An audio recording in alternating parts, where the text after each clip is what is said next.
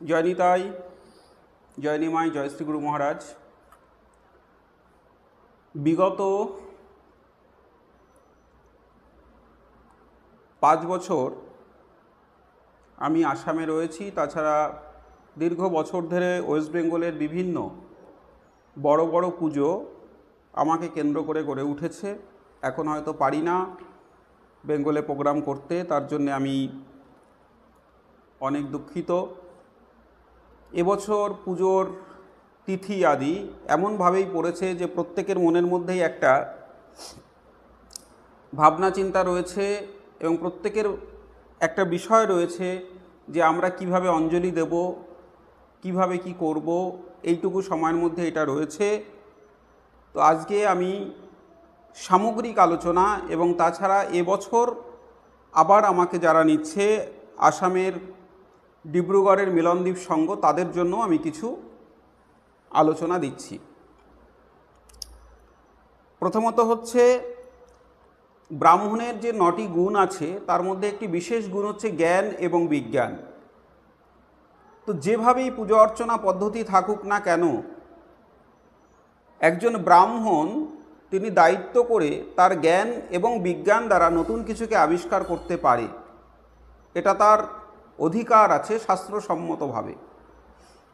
তো সেই প্রথানুসারে আমাদের পুজো অবশ্যই 8ই অক্টোবর মঙ্গলবার সেদিনকে ষষ্ঠী হবে, 9ই অক্টোবর বুধবার সেদিনকে সপ্তমী হবে, 10ই অক্টোবর বৃহস্পতিবার মহাষ্টমী হবে এবং 11ই অক্টোবর শুক্রবার মহানবমী ও 12ই অক্টোবর শনিবার বিজয় দশমী হবে। আমাদের যে দিনটায় পঞ্জিকায় সাধারণত অষ্টমী, সন্ধি পুজো এবং নবমী পুজো লেখা হয়েছে, সেদিনটায় শুধু আমাদের সন্ধি পুজো এবং নবমী পুজো মানে মহানবমী পুজোর যে আমাদের বিশেষ হোমটি হয় সেটি হবে। বাকি কুমারী পুজো এবং মহাষ্টমী পুজো সেটা আমাদের তার আগের দিন পূর্ণ যে অষ্টমী তিথিটা আমরা পাবো সেই সময়টায় হবে। যাই হোক, এটি আমি আমার ভক্তদের জন্যে বা আমার যে সমস্ত শিষ্যরা রয়েছে তাদের জন্য আমি বললাম।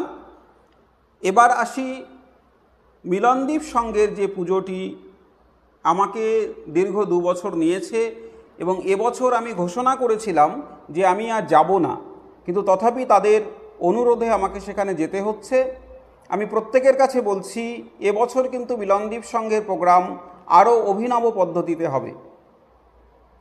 তার একটি পর্যায় হচ্ছে এই যে শরৎকালীন যে দুর্গতি নাশিনীর পুজো, সাধারণত এই পুজোটি আমরা পাই কৃত্তিবাসী রামায়ণ থেকে ভগবান রামচন্দ্রকে কেন্দ্র করে।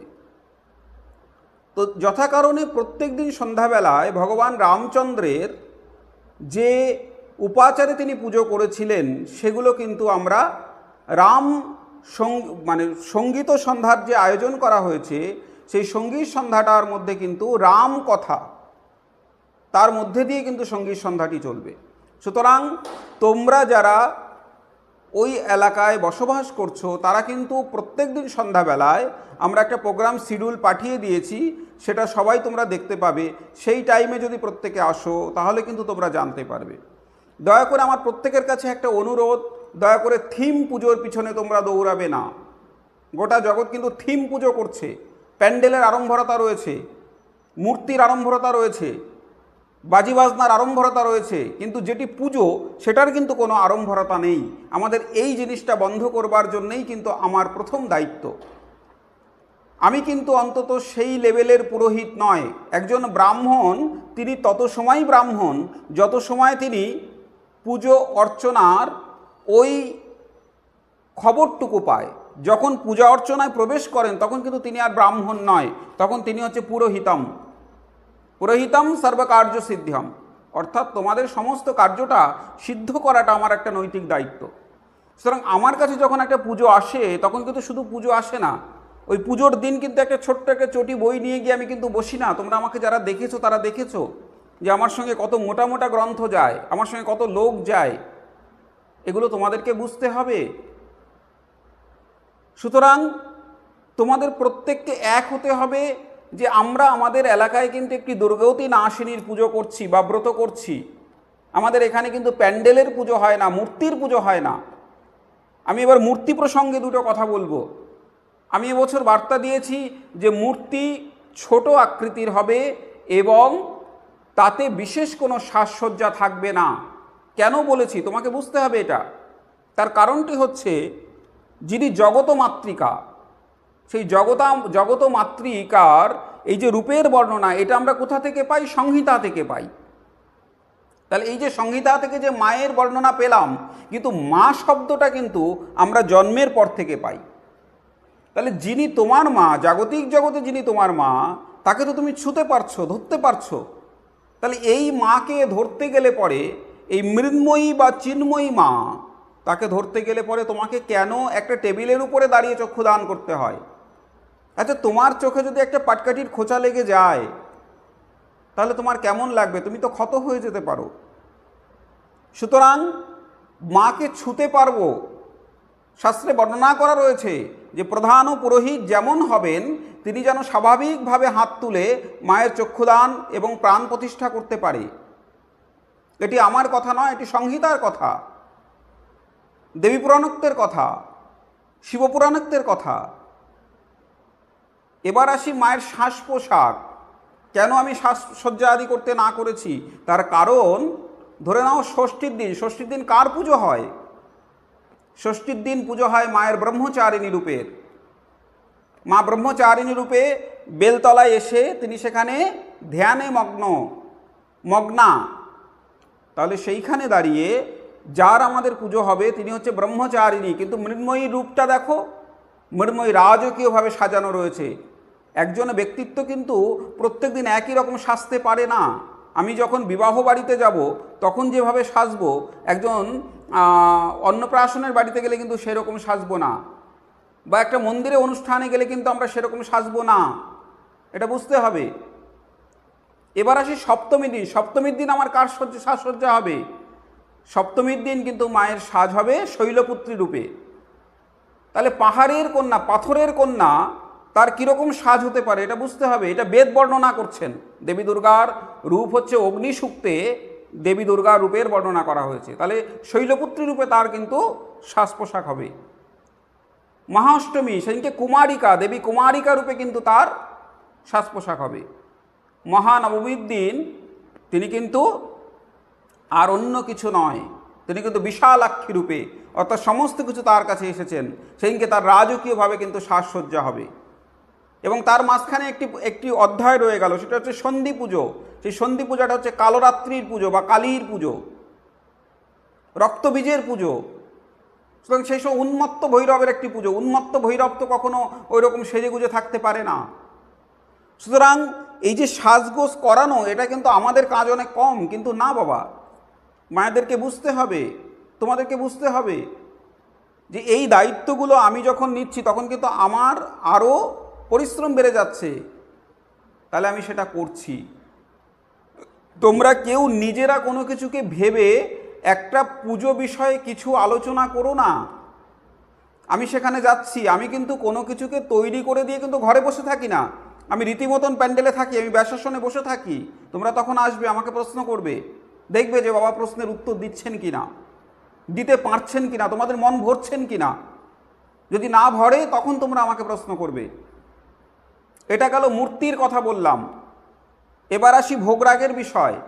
গত বছর থেকে আমি একটি বিষয় চালু করেছি, সেটা হচ্ছে তোমরা যা কিছু আনবে সেটা মায়ের যে পাত্র রয়েছে সেখানে তোমরা দিয়ে দেবে। তোমাদের অনেকে দুঃখ হতে পারে, এর জন্য তোমরা দায়ী নয়, এর জন্য দায়ী আমরা বিগত দিন যারা পুজো করে এসেছি তারা আমাদের ব্যবসাটাকে দেখেছি। আমাদের ব্যবসা মানে ব্রাহ্মণরা ব্যবসা করেছি। আমি যার জন্য সোশ্যাল মিডিয়ায় কথাটা বলছি, আমার কোনো ভয় নেই। ওখানে যে মিষ্টি দ্রব্য পড়ে, যে ফলগুলো পড়ে, আমরা সেগুলোকে ব্যাগ বোঝাই করে বাড়িতে নিয়ে চলে আসি। কিন্তু তোমরা বিচার করে দেখো তো বাবা, তোমরা ভাবনা চিন্তা করে দেখো তো যে আমি কটা জিনিস ওখান থেকে নিয়ে আসি, আমি কটা জিনিস আমার ঘরের মধ্যে এনে আটকে রাখি। আচ্ছা, তোমরা আমাকে একটা প্রশ্নের উত্তর দাও, দয়া করে দিও কিন্তু। আমি কিন্তু সামনে গিয়ে তোমাদের কাছ থেকে আমি হিসাবটি নেব। ধরে নাও বেদি থেকে মা প্রকট হয়ে গেলেন, হয়ে বললেন যে তোমার মিষ্টিটা মা খাবেন বা পাবেন, তোমরা কি করবে? না করবে? না করা উচিত হবে? না গো, এরকম নয়, জায়গাটি এরকম নয়। ওই তোমার একটা কাগজের প্লেটের মধ্যে এনে দিচ্ছ, মা সেটা গ্রহণ করতে পারছেন। একটু অন্য রকম করে ভাবো না, একটু প্রেম দিয়ে ভাবো, একটু ভক্তি দিয়ে ভাবো, আড়ম্বরতা দিয়ে ভেবো না। তুমি একটা কাগজের পাত্রে, একটা প্যাকেটের মধ্যে তুমি খেতে পারবে, তাহলে মায়ের জন্য একটা পাত্র ব্যবস্থা করা হয়েছে, সেখানে ঢেলে দাও।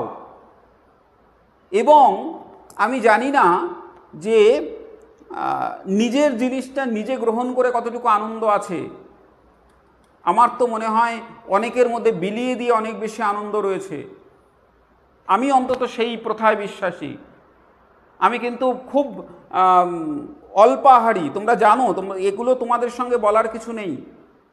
আমি খুব সামান্য ভোজন করি, এবং পুজোর কটা দিন তো আমার ব্রত উপবাস, সেইগুলো করে করে আমার দিনটা কেটে যায়, আমি পারি না। তাহলে আজকে আমার আশা রয়েছে যে আমি কমিটিদের কাছে বলবো যে তোমাদের এই ভোগ বিষয়ের টোটাল বিষয়টা কমিটিরা দায়িত্ব নিয়ে যাক। যে একটা অ্যামাউন্ট, যে 151 টাকার একটি ভোগ আমরা মাকে দিচ্ছি, তোমরা সেই প্রসাদটা ভোগ আমার ব্রাহ্মণরা, আমার ছেলেরা, আমার যারা সেবকরা রয়েছে তারা তৈরি করে মায়ের সামনে ভোগ দিয়ে যতজনা আসবে তারা একটা কুপন সংগ্রহ করো। তোমাদেরকে মিষ্টি না এনেও সেটা করা যেতে পারে। আর যদি আনলে সেটা মায়ের পাত্রে দাও, সেটা কার কাছে গেল না গেল এই দ্বিধাদ্বন্দ্বগুলো ভেঙে দাও, আমি অনুরোধ করছি হাত জোর করে। এগুলো পুজোর আঙ্গিক নয়। এতদিন তোমাদের যেগুলো হয়ে এসেছে না, আমি দায়িত্ব করে বলছি, ওই তোমাদের 200-250 মিষ্টির প্যাকেট কেউ খোলেনি, কোনো ব্রাহ্মণ খোলেনি, কারুর ঠেকা লাগেনি। গত বছরের আগের বছর ওই প্রত্যেকটা প্যাকেট খুলতে আমার জান ছুটে গেছে। আমি গত বছর থেকে আইন করেছি, তোমাদের আনিত দ্রব্য মায়ের কাছে যাক, মায়ের কাছে ভোগ লাগুক। আমি তোমাদের কথা ভেবে করেছি এবং এটা আমি করব। এর যদি মনে যদি তোমাদের দুঃখ হয়, আমাকে বাদ দিয়ে দাও। আমি অর্থের লোভে আসামে যাই না, আমি অর্থের লোভে পুজো করি না। আমি সোশ্যাল মিডিয়াতে বলছি, আমাকে কত টাকা দক্ষিণা দেওয়া হয় সেটা তোমরা জেনে নেবে যারা আমাকে দক্ষিণাদি দেয়। আর আমার রেজিস্ট্রেশন নাম্বার থেকে শুরু করে আমি তোমাদেরকে পাঠিয়ে দিচ্ছি। আমার ডিপার্টমেন্টের ডিগ্রিধারী একজন পণ্ডিতকে বেনারস থেকে আনতে গেলে কত টাকা দক্ষিণা তোমরা গুগল সার্চ করে দেখে নেবে। আমি কিন্তু তার মানে কি বলবো, 10 ভাগের 1 ভাগও কিন্তু আমি কমিটির থেকে নেই না। কারণ আমার চাওয়ার বিষয়টা হচ্ছে তোমাদের এই জায়গাটায় একটা ভালো পুজো হোক। এবছরের একটা বিষয় তোমরা জানো, গত বছর পর্যন্ত আমি এটা পারিনি। এই বছর আমি এখান থেকে, তোমরা জানো গণেশের পাশে যে একটা বউ সাজানো থাকে, তাকে সবাই কলা বউ বলে, ওটা কলা বউ নয়, ওটার নাম নবপত্রিকা। নবপত্রিকা নতুন রূপে সাজবে এবার। ষষ্ঠীর দিন কারা পুজো করবে, সপ্তমীর দিন কারা পুজো করবে, অষ্টমীর দিন কারা পুজো করবে, নবমীর দিন কারা পুজো করবে, বিজয়া দশমীর দিন কি কি হবে, এগুলো কিন্তু আমরা প্রত্যেক দিন সন্ধ্যাবেলায় বলবো। তোমরা আসতে হবে প্রত্যেকের, তোমাদের অঙ্গীকার করতে হবে যে না বাবা, আমরা বাইরে থিম দেখতে যাব না, আমরা আমাদের পুজোর মধ্যে থাকবো, আমরা প্রাণ ভরে মাকে পুজো করব। তোমরা জানো শাস্ত্রে বর্ণনা রয়েছে যে দুর্গা পুজোর সময় কেউ যদি লক্ষ্মী পুজো করে নেয়, তার বাড়িতে লক্ষ্মী পুজো করবার প্রয়োজন নেই। কেন? ওখানে বলেছেন ধিয়া দেবী সর্বভূতে লক্ষ্মী রূপেণু সংস্থিতা। লক্ষ্মী পুজোর সময় যদি, এই দুর্গা পুজোর সময় যদি কেউ বিদ্যা অধিষ্ঠাত্রী দেবী সরস্বতীর পূজাটা করে রাখে, তাহলে কিন্তু তার বাড়িতে আর সরস্বতী পূজা করবার প্রয়োজন নেই। কারণ ওখানে বলা হয়েছে বিদ্যা রূপেণু সংস্থিতা। এটা। আর তারপরে আরেকটা কথা জেনে নাও, আমরা অনেক ব্রাহ্মণকে দিয়ে পুজো করি। তোমরা জানো ঘটের কাছে কোনো ব্রাহ্মণ বসা প্রথা নয় রামচন্দ্র প্রথা অনুযায়ী। তন্ত্রধারক রাবণ, আর ঘটের কাছে যিনি বসে রয়েছেন তিনি হচ্ছে ক্ষত্রিয় রামচন্দ্র। তার জীবনে দুর্গতি, তিনি মায়ের পুজো করছে। আমরা তো জানি না আমাদের জীবনে কি দুর্গতি আছে। আমি যত সময় থাকবো তোমরা আমার কাছ থেকে ভালো কিছু পাওয়ার চেষ্টা করো। তোমাদের কাছ থেকে যে কাপড়গুলো আসে, তোমরা যে কাপড়গুলো দাও, সেই কাপড়গুলো নিয়ে এসে কিন্তু আমি বিক্রি করি না, আমার বিক্রি করবার প্রয়োজনীয়তা নেই।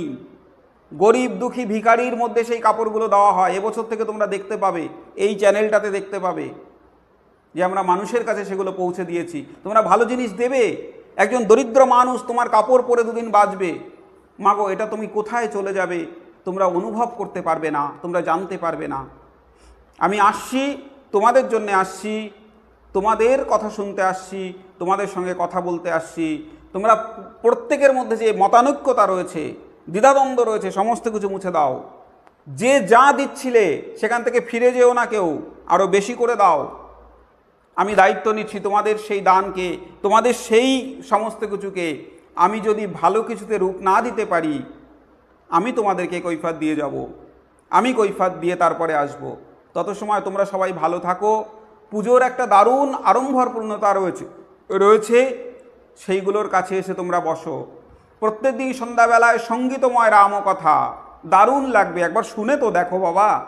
যদি ষষ্ঠীর দিন ভালো না লাগে তাহলে সপ্তমী, অষ্টমী, নবমী আসবে না, আমার কাছে এসে বলবে, আমি প্রোগ্রাম বন্ধ করে দেবো। খুব ভালো থেকো। জয় নিতাই, জয় নিমাই, জয় শ্রী গুরু মহারাজ, জয় মা।